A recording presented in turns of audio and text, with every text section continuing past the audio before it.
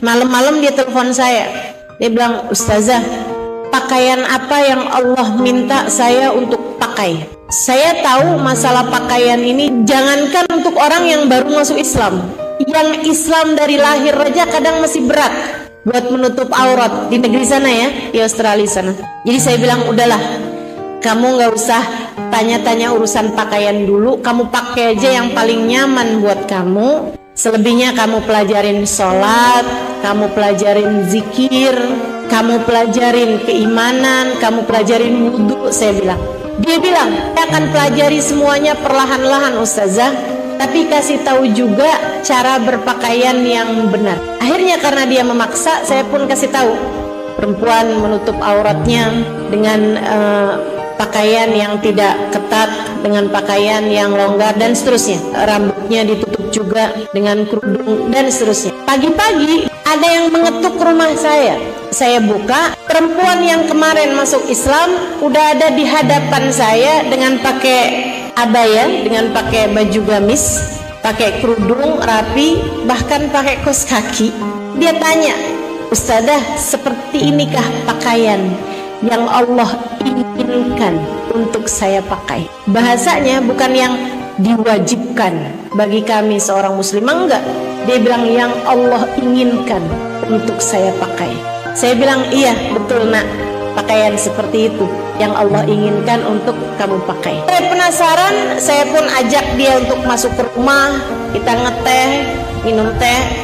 Saya suguhkan kue-kue, saya tanya sama dia, apa yang membuat kamu tidak keberatan untuk memakai pakaian seperti itu, padahal kamu baru sehari masuk Islam?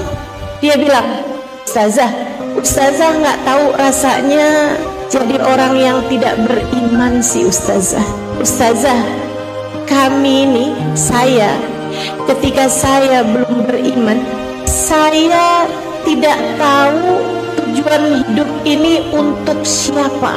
Saya seperti anak yang lahir tapi tidak diakui oleh orang tua saya. Jadi manusia hidup di atas muka bumi tapi tidak kenal dengan Allah Tuhannya. Dia bilang, itu rasanya seperti seorang anak yang lahir ke atas muka bumi tanpa tahu siapa orang tuanya, karena orang tuanya tidak mau mengakui dia sebagai anaknya. Walaupun hidup berkecukupan, walaupun punya segalanya, tapi hati kami kering, jiwa kami hampa, kami benar-benar merasa kosong. Hingga hidayah itu datang dan saya kemudian mengenal Allah Subhanahu wa ta'ala, Tuhan saya.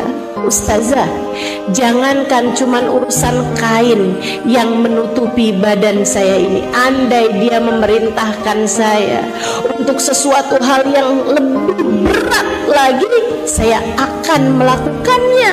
Sebab saya takut jika saya tidak melakukannya, dia kembali mengusir saya dari kehadiratnya.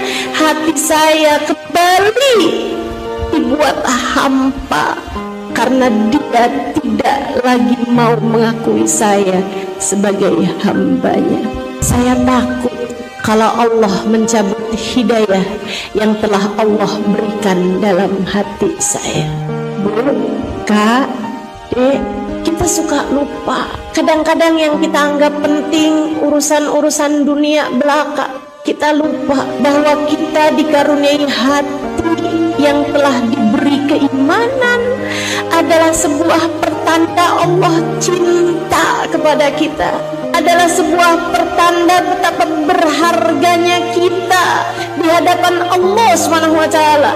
Berapa miliar manusia tinggal di atas muka bumi ini, tidak Allah perkenankan Tuhannya siapa, tidak Allah perkenalkan Tuhannya siapa, dan tidak diberitahu oleh Allah Subhanahu wa ta'ala bagaimana cara mendekatkan diri mereka kepada Tuhannya. Mereka makan sebagaimana layaknya binatang makan, mereka tidur sebagaimana layaknya binatang tidur, mereka bersenggama kawin sebagaimana layaknya binatang juga kawin. Saudariku sekalian yang saya muliakan, Apakah kehidupan semacam itu yang kamu inginkan? Tentu tidak. Kita diberi Allah Subhanahu wa Ta'ala nikmatan tertinggi di atas muka bumi ini. Kita dikaruniai iman. Allah izinkan kamu sehari semalam menghadapnya berulang-ulang. Apa namanya kalau bukan cinta?